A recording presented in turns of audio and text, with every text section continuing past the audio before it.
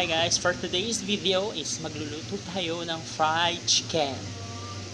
Live update, ito nga pala ang ginagawa ko ngayon. Isa tayong service crew dito sa fast food chain at tayo ay all around, di ba? Lahat ng trabaho dito sa tindahan, sa store bilang service crew ay ginagawa ko.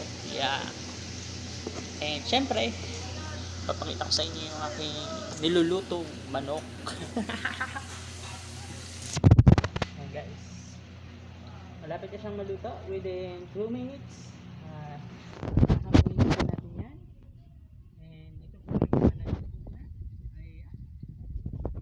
Sa mga magtatanong magkano to, 15 pesos po ang isa. Ayan. Alright. And ang trabaho ko po dito ay magluto, saing, maghugas ng pinggan, at maging cashier. Yan. Cashier ka na, tagaluto ka pa, tagahugas ka pa, saan ka pa? All around. Yun ang trabaho ko ngayon for today's video. At sa mga nagtatanong, kain ba to? Dili. Service ko lang po ako dito. Binabayaran lang tayo dito araw-araw. Kung magkano ang bayad, dahil soon, malalaman nyo. At sa mga nagtatanong, di ba dati nagbabasbas ka, tukol po muna yon kasi marami pong nangyari, diba? Sobrang daming nangyari.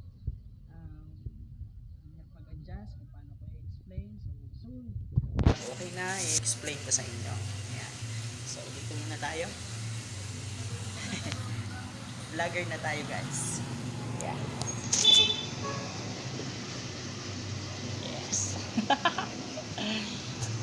And pag nakaipon-ipon po ulit ako, magtatayo tayo ng sarili natin. Ayan. Hi sir!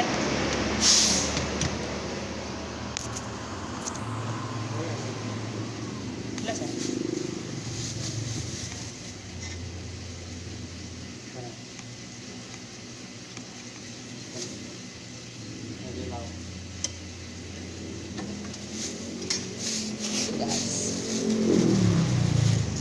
Sir. Pwede mo nga yung toyo? Sir, hala.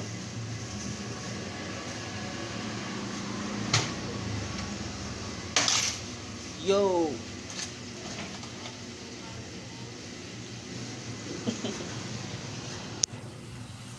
Yeah, nice.